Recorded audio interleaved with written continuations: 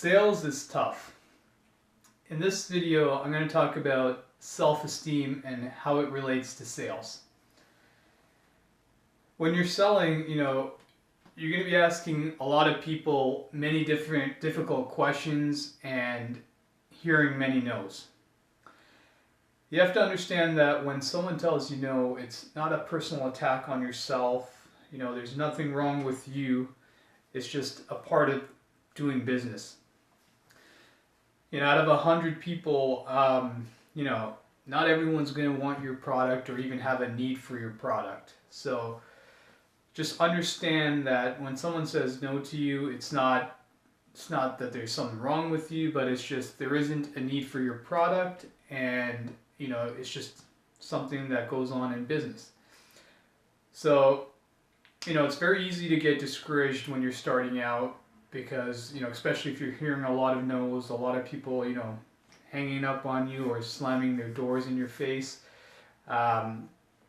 Especially when you're starting out and you don't have a lot of skills, so your results are going to be kind of weak.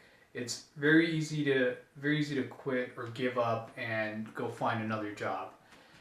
If you want to really be great and excel in sales, you got to understand that this is a part of business, and it's an area that you actually need to spend some time on, work on, and even develop.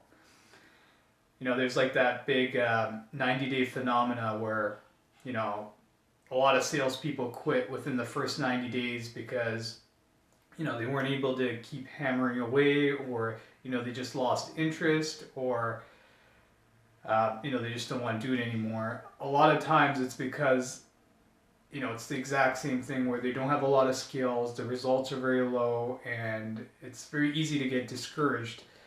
But, you really need to develop a strong sense of, self-esteem. You really got to develop that backbone, that willingness to be able to take a no, and, especially on your road to being great at sales, you're going to have a lot of heartbreaking losses, not only when you first start out, but even when you're, deep into your career, as, you might get a sales opportunity where someone wants to buy from you, and then they tell you they're going to buy from you, and then you call them a week later and they went with someone from the competitor, which can be really, frustrating, annoying, very disappointing. But it's just a part of sales. And, some of the ways that you can develop a strong sense of self-esteem, or to really push you through some of those heartbreaking losses, is just to really understand, why you're in sales, why you're selling, understanding some of how your sales targets actually affect your financial targets and your goals that you set for yourself. And that can definitely get you motivated, especially when you run into a situation like that.